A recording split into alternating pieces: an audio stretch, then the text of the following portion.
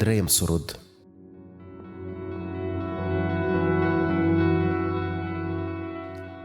د مزدک ترڅنګ راټول 40 مشران سول، څه مشران هم د ملکې له درباره، ملکه د را روانه له کېږدۍ نه. وا په نویو آسماني جامو کې راغله، د ښایست په نیناني جامو کې راغله، د ساکي ټبر مشران کتار ولاړ دي، د ښایست زرینې امر ته تیار دي. ملکه پر خپل درید زور وختله، مخامخ څه په وقار ګوري لښکر ته. د 40 مشرانو خیل ته یې خطاب دی، د ملکې د وینا یو نوی باب دی. د ساکي ټبر مشرانو ستړي مسئ، خدای مو راوله د ستر هیرمن درګاه ته. لوی زرنګ مو هرکلي ته سترګې ایښي، زمانې مو د جنګونو تر شا پریښي.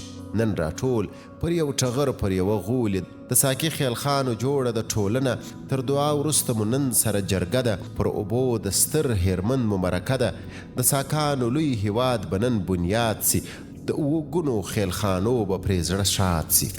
له هامونه تر کاسغر او امورو ده، له باختره تر باګرام او تر کابله، سر لننه به دا ټول د ساک هیواد وي. له پامیر رانیولې تر زابله، سر نننه زموږ وطن لوی ساکستان دی.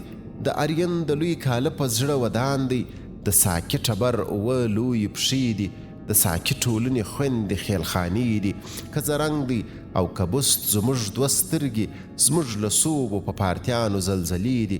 تاسو ټول 40 مشران زموږ ښاغلي، د ساکانو د ټبر د سر وګړي. په دربار کې زما 3 ورځې میلمانه یاست، سر وتړئ د کلک پیوستون پړي. ساکستان دی وي سرلوړی تر ابده، په هیرمند خوړو به مست دی په هوماوي. له هر نن نه مو دې ښه هره سبا وي.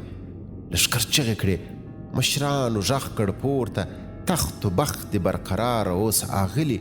زموږ سترې ملکې زرینې ښکلي، موږ راټول ستا په درشچل ستا په بورجل یو. ساتندوی د ساکستان په ګډ مورچل یو. ساکستان زموږ هیواد دی، موږ پرې ویاړو، د هیرمند د هر یو څاڅکي حساب غواړو.